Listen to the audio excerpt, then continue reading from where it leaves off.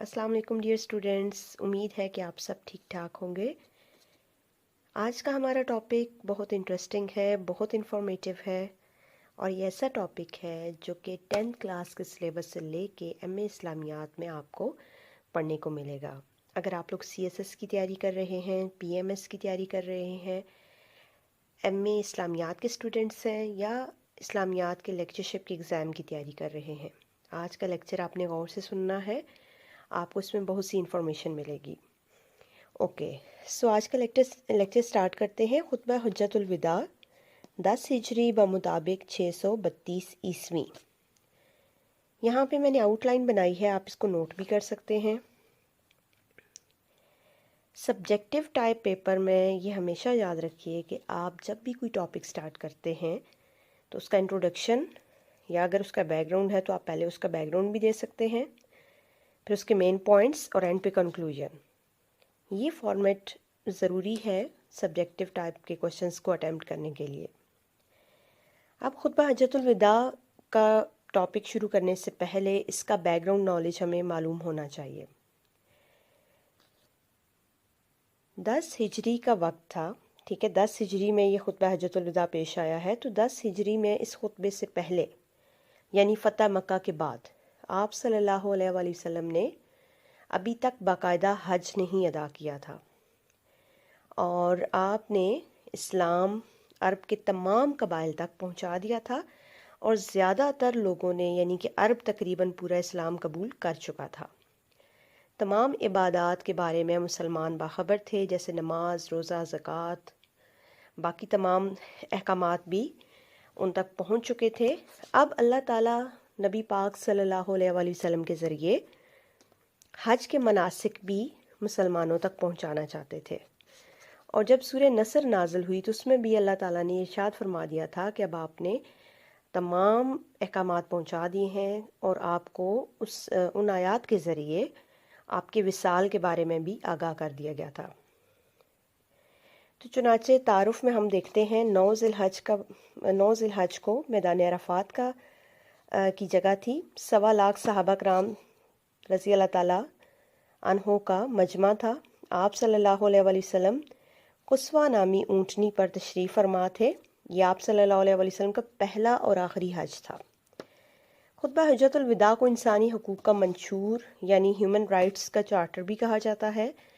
आजकल जो हम यूएन का ह्यूमन राइट्स का चार्टर देखते हैं, इंसानी हकूक़ के बारे में जो पॉइंट्स यूनाइटेड नेशंस ने दिए हैं, वो 1400 साल पहले इस खुतबे में अल्लाह ताला ने नबी पाक सल्लल्लाहु अलैहि वसल्लम के ज़रिए हम तक पहुंचा दिए। तो आइए खुतबे के अहम नुकात को देखते हैं और इसकी अहमियत को देखते हैं कि इसमें हमें क्या बताया जा रहा है। सबसे पहला पॉइंट, जान, माल और इज़्ज़त का तहफ़्फ़ुज़। नबी पाक सल्लल्लाहु अलैहि वसल्लम ने फरमाया कि ऐ लोगों, तुम पर एक दूसरे की जान, माल और इज़्ज़त इसी तरह तुम्हारे लिए मुहतरम है जिस तरह आज का दिन, ये महीना और ये मकाम मुक़द्दस है। तो स्टूडेंट्स, आप लोग जब सीएसएस और पीएमएस की तैयारी करते हैं तो ये क्वेश्चन इस तरह से भी आ सकता है कि खुतबा हुज्जतुल विदा बयान करते हुए उसको असर हाज़िर के तनाजुर में पेश करें। तो आप ये सारे पॉइंट्स लिखने के बाद इन तमाम पॉइंट्स को आजकल के सोशल सिनेरियो से इंटरलिंक करेंगे। आजकल आप देख सकते हैं बहुत सी सोशल इवल्स हैं, बहुत सी मौशरती बीमारियां कह लें, बुराइयां कह लें, जो फैली हुई हैं, वो इसीलिए कि हम इस्लामी तालीमात को भूल चुके हैं और खुतबा हुज्जतुल विदा में जो हकूकुल इबाद पेश किए गए हैं, हम उन सबको भुला बैठे हैं। नंबर 2, खुदा खौफी और भलाई की ताकीद।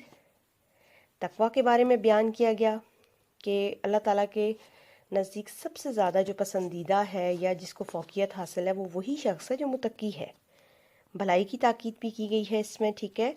जहालियत और सूद का ख़ात्मा किया गया। नबी पाक सल्लल्लाहु अलैहि वसल्लम ने फरमाया कि जहालियत के तमाम रस्म व रवाज मैं ख़त्म करता हूँ और सूद को हराम करार दिया। मुसावात के बारे में आप सल्लल्लाहु अलैहि वसल्लम ने फरमाया कि किसी अरबी को अजमी पर, किसी अजमी को अरबी पर, किसी गोरे को काले पर, किसी काले को गोरे पर कोई फ़ौक़ियत हासिल नहीं सिवाय तकवा के।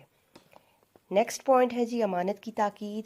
जिन लोगों की अमानतें लोगों के पास थी उनको ताकीद की गई, सबको कहा गया कि एक दूसरे की अमानतें वापस कर दो। عورتوں کے حقوق و فرائض. یہاں پہ پوائنٹ نوٹ کرنے والا ہے کہ حقوق بھی ہیں فرائض بھی ہیں. مردوں کو یہ کہا گیا کہ اپنی عورتوں سے اچھا سلوک کرو. اسلام میں جو مقام عورت کو دیا گیا ہے وہ اسلام سے پہلے نہیں تھا. عورتوں کو فرائض بھی بتائے گئے ہیں کہ اپنے شوہر کا مال اس کی اجازت کے بغیر خرچ نہ کرو کسی بھی ناجائز کام کے لیے یا کوئی بھی ایسا کام جو اس کے شوہر کو پسند نہیں ہے. ٹھیک ہے. اس کے علاوہ یہاں پہ اگر آپ اس کی زیادہ ڈیٹیل میں جائیں تو عورتوں کو عزت آبرو کے تحفظ کی بھی تلقین کی گئی ہے. 7 پوائنٹ غلاموں کے حقوق. غلاموں کے بارے میں بار بار تاکید کی گئی ہے کہ جیسا خود کھاؤ ویسا انہیں بھی کھلاؤ, جیسے خود پہنو انہیں بھی پہناؤ. کتاب اور سنت رسول صلی اللہ علیہ وآلہ وسلم. نبی پاک صلی اللہ علیہ وآلہ وسلم نے ارشاد فرمایا کہ میں تم میں 2 چیزیں چھوڑ کر جا رہا ہوں, اگر تم انہیں تھامے رکھو گے تو کامیاب ہو جاؤ گے. اور وہ کیا ہے؟ کتاب اللہ اور سنت رسول صلی اللہ علیہ وآلہ وسلم.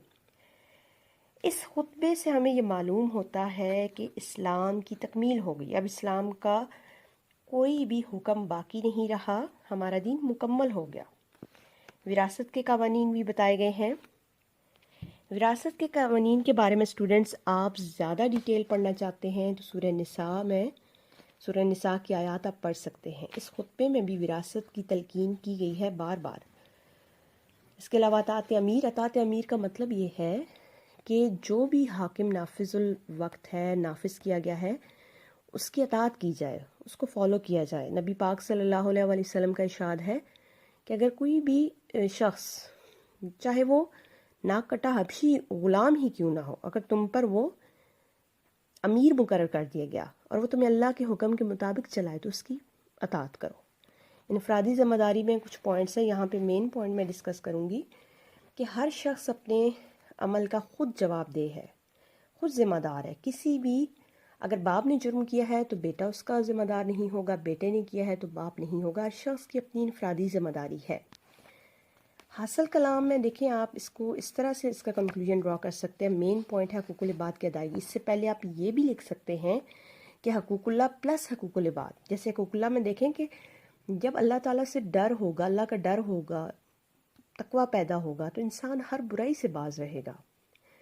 تو بیسیکلی خطبہ حجت الوداع میں حقوق اللہ اور حقوق العباد دونوں کو بہت بریفلی ایکسپلین کر دیا گیا ہے. ٹھیک ہے. اب حقوق العباد کی جب ہم بات کرتے ہیں, اخوت بھی ہے, عدل و انصاف بھی ہے, حقوق زوجین بھی ہے, غلاموں کے حقوق بھی آ گئے, عورتوں کے بھی حقوق آ گئے, سب کچھ آ گیا. ٹھیک ہے. تو اللہ تعالیٰ کے حقوق میں کیا ہے؟ کتاب اللہ کی جب بات کرتے ہیں یا سنت رسول کی تو وہ در حقیقت اللہ تعالیٰ کی ہی پیروی ہے, اللہ تعالیٰ کی ہی اطاعت ہے. تو اسٹوڈنٹس کیسا لگا آپ کو آج کا لیکچر ضرور بتائیے گا کمنٹس میں. اس کے علاوہ باقی لیکچرز بھی ہوں گے امپورٹنٹ ٹاپکس پہ جو آپ کو آپ کے کمپٹیٹیو ایگزامز میں آپ کے لیے بہت ہیلپ فل ہوں گے. اپنی سجیشنز اپنی کمنٹس ضرور کمنٹ باکس میں دیجیے گا. تھینک یو سو مچ. اللہ حافظ.